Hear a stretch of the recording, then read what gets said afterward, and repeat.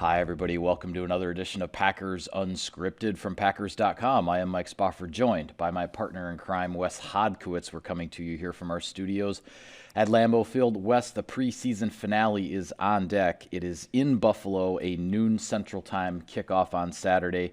Game being broadcast on NFL Network for those who are outside of the Packers television network viewing area. And then also we'll have your quarter-by-quarter updates, my live game blog on Packers.com. So all kinds of ways to follow this preseason finale. But let's just do a little bit here in each of the three phases as far as what to look for in this final preseason game. On the offensive side of the ball, what are you watching? Well, first and foremost, Mike, it feels like just 2 weeks ago the preseason started. Well, because it did just start 2 weeks ago, Wes. Well, it still feels that way. Okay. But yeah, it's going to be this next week and a half is going to kind of be uncharted territory for old veterans like me and you that are so used to one's exact sort of format for how the end of training camp goes. But, that being said, this is such a huge game, and I really look at those guards. I know you and I, every week it seems like we've stepped on this set and we've discussed this, but I don't recall a time in which both guard positions were kind of up in the air and up for grabs. And in this training camp, we've seen basically every different machination of what this this combination is going to look like. Right. And it's been Royce Newman, the 4th-round pick out of Ole Miss, that has sort of grabbed that right guard position and really run with it. I mean, ever since the end of that preseason game against the Texans, where you could tell he really impressed the coaching staff with how he finished that game, he got an opportunity the following week to step in there, and he's filled that out. And I think over the last week, now, you never know what's going to happen, but it does look like Lucas Patrick has sort of settled into that left guard spot. John Runyon's still rotating there a little bit. Lucas Patrick made a bit of a comeback in this training camp, because he didn't get off to a good start. He was he was always in the rotation, but he was kind of relegated to the second-team offensive line for a while. Now in this last week, because he did not start the second preseason game, but now in this last week, Lucas Patrick is back in there as one of the first rotation guys with the number one offensive line. Does he? I know this was a little bit before he started covering the team, and maybe I'm only drawing this comparison because the guy actually works for the team now. But does he kind of remind you of sort of a modern-day Gray Rugemer a little bit? Just in terms of a guy that he hasn't had like a set spot, but he's reliable, he's consistent, and he's been a guy here that's now suddenly been in Green Bay for 5 years. It's kind of interesting the way that his story has gone. Yeah, absolutely. And certainly, as we know from his, humble roots, so to speak, I mean, being a tryout guy, not only wasn't drafted, but didn't even get that initial undrafted free agent contract coming out of the draft. Like, he had to earn it by going to, coming to the Packers rookie orientation for a tryout. Then he landed that contract and practice squad and all that at the beginning, and now here he is. And I digress from the original point, but the other thing I want to say too is John Runyon's still very much in this thing. Ben Braden has been working at right tackle now a little bit with Dennis Kelly being injured with the knee. Right. Yosh Nyman has been a guy that has kind of run away with that backup left tackle job. How do the Packers consider that when they get down to final cuts? A guy that has basically been running with those big units since Elton Jenkins been sitting down, but he's basically been at that one spot. These are all the things that Brian Gutekunst and his scouts are going to have to determine when it comes down to next Tuesday. But it's the deepest group I've ever seen, Mike. I mean, in my years covering the team, I think a 2012 is one of them. You kind of watch the number 2 units. You said, okay, Evan Smith and Don Barkley, who else is there even left? Right. And this year, they go into that 3rd-team unit with guys that I think can legitimately play in the National Football League. Yeah, with a lot of young guys. Obviously, there are, with Simon Stepanak having retired, there are 5 draft picks on the offensive line from the last 2 years that are trying to find their way either onto the 53 or onto the practice squad here.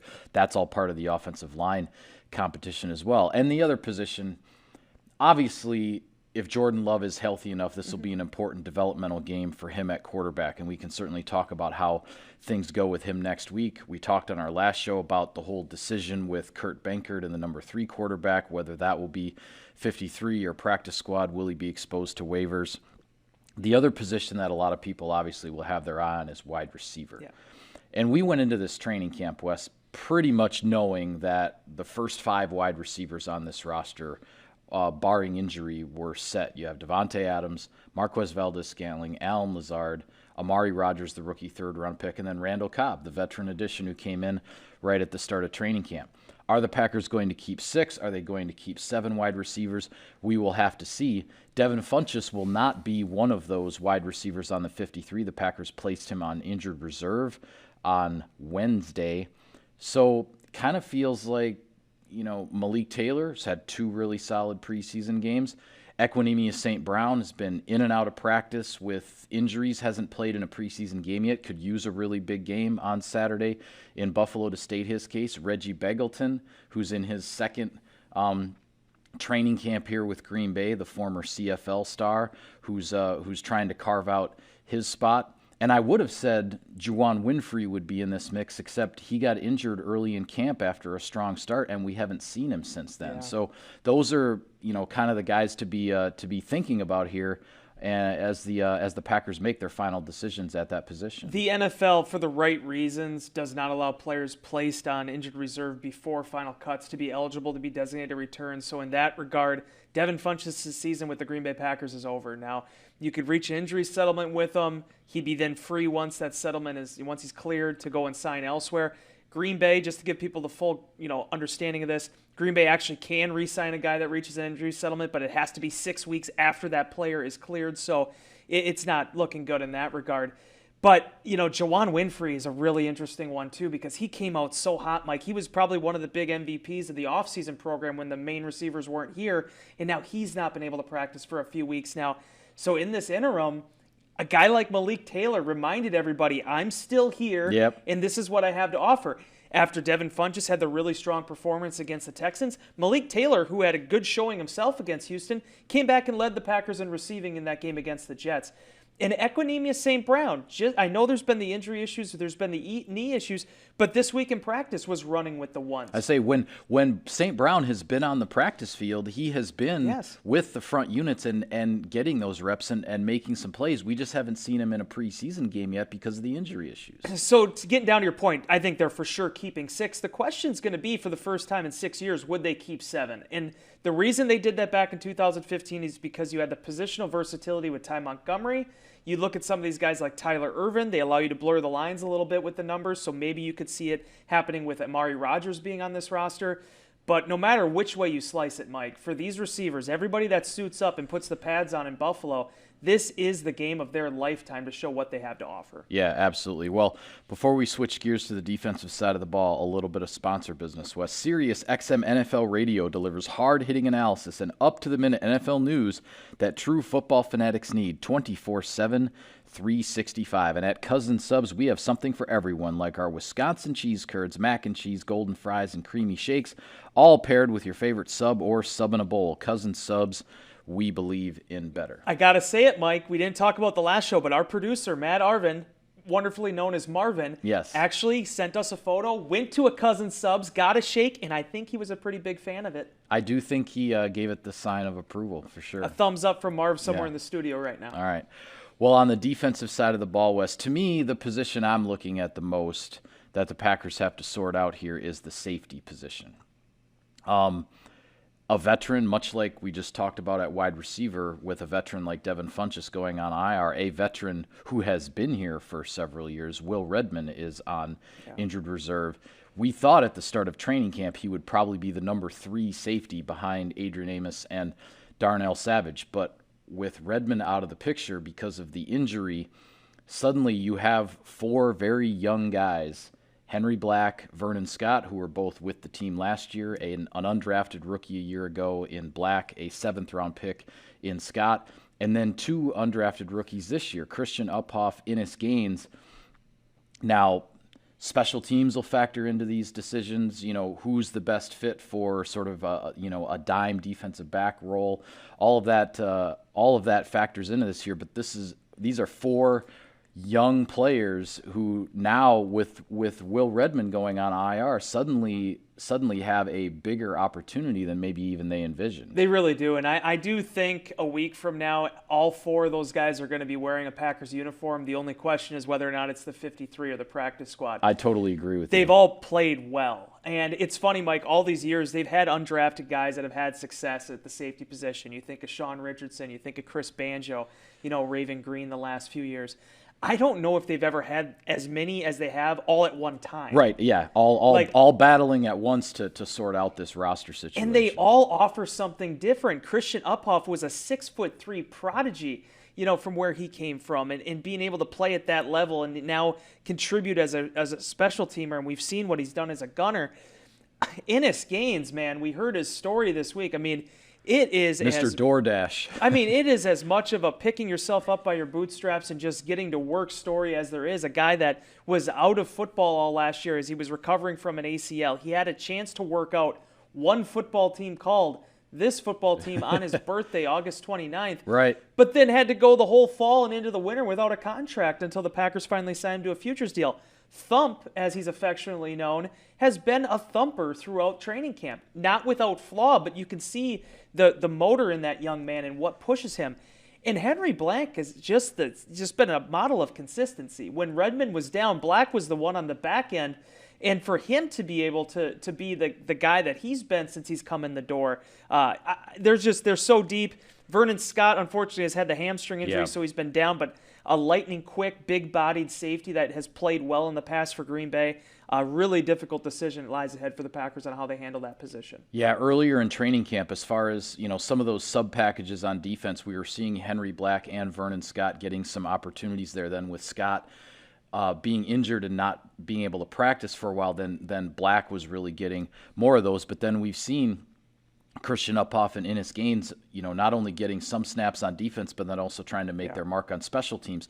And that's obviously a phase that's going to factor into these final decisions, as we've talked about, the Packers looking to change the culture, change the narrative on special teams.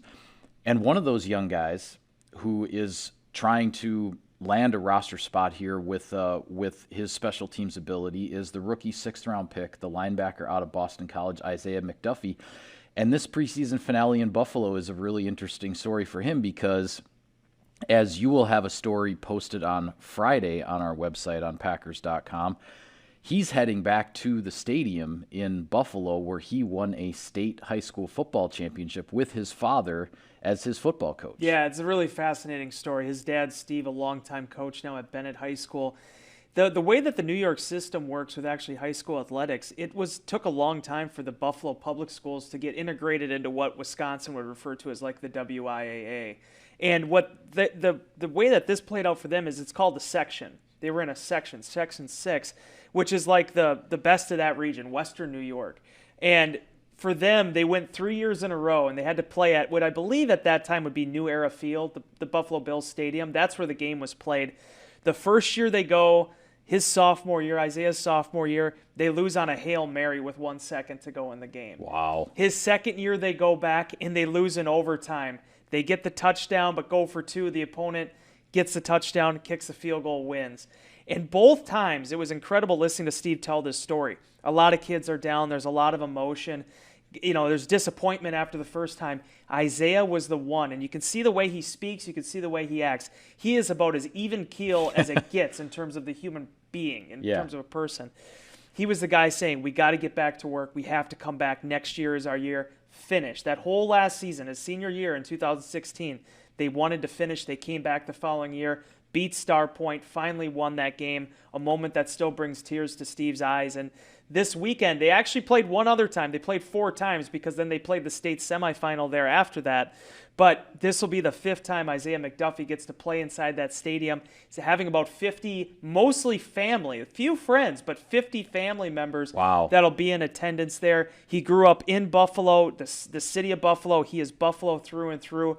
Getting a chance to talk to him, I know how much this means to him and how excited he is to be able to wear the Packers uniform at that field. Yeah, and this is a young man who overcame a knee injury while he was at Boston College to get back on the field towards the end of his junior year, essentially, and then played a solid senior season, and then had to overcome an injury at the start of training camp here with the Packers as he's trying to land a roster spot and carve out his NFL future. So, both a big opportunity career-wise, but also I'm sure a lot of emotions for him and his family walking back into that stadium on Saturday. There's a lot of Blake Martinez in this young man, and getting a chance to talk to his dad about it. I mean, he's a guy that, in college and high school, he'd have 8-hour workouts. Like, you almost had to like pry him out of the weight room and pry him away from, his training. And sometimes that's even worked to his detriment a little bit. So, but he's that driven and he loves the sport that much. And for him to get this opportunity, his family members, his dad, his uncles, they played at Buffalo. They stayed in state. They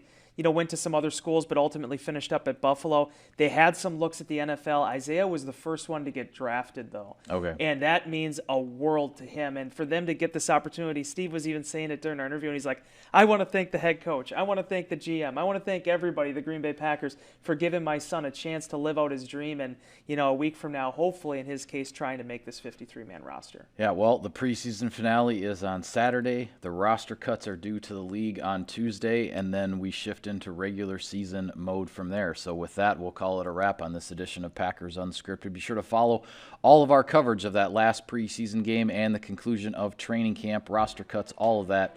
We'll have it for you on Packers.com. For Wes, I'm Mike. Thank you for tuning in, everybody. See you next time.